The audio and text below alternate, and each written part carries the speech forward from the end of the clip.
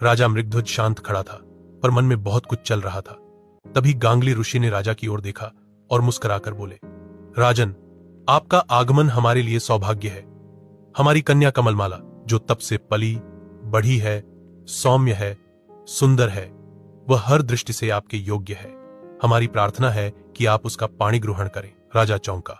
उसने झुककर कहा, हे मुनिवर, आपके वचन मेरे लिए आशीर्वाद जैसे हैं, पर मैं इस प्रस्ताव के योग्य हूं या नहीं, यह विचार का विषय है।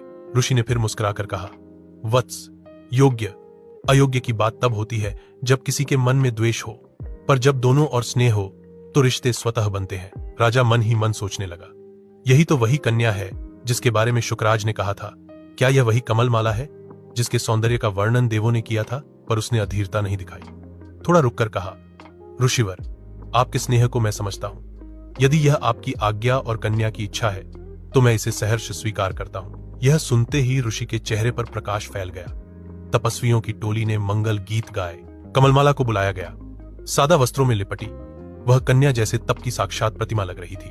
राजा ने पहली बार उसे देखा न गहने न श्रृंगार, पर उसका तेज ऐसा कि राजा की आंखें कुछ क्षणों के लिए स्थिर हो गईं। यह कन्या, यह तो साधना से निकली हुई सुगंध जैसी है।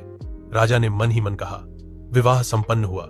ऋषि ने विधिपूर्वक कर्मोचन के समय आशीर्वाद दिया। हे राजन, यह कन्या आपके जीवन में आनंद, पुण्य और योग्य संतान लाए। हम तपस्वियों के पास देने को और होता ही क्या है। राजा ने सिर झुकाकर आभार व्यक्त किया और कहा, हे ऋषिवर, अब कृपया हमें विदा करें।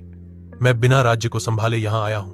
लोग मेरी प्रतीक्षा कर रहे होंगे। ऋषि ने हंसते हुए कहा, हम दिगंबर हैं, हमें क्या तैयारी करनी। पर एक बात कहनी है, कमलमाला ने जीवन भर तपस्वी जीवन देखा है। उसे महलों और रानियों की राजनीति नहीं आती।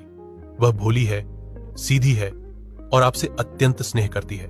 बस मेरी एक विनती है, आपकी अन्य रानियां कभी उसकी सरलता का उपहास न करें। वह सजीव पुष्प है, कांटों के बीच मुरझा न जाए।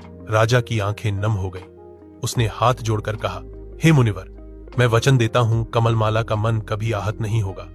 वह सदा मेरे हृदय की रानी रहेगी।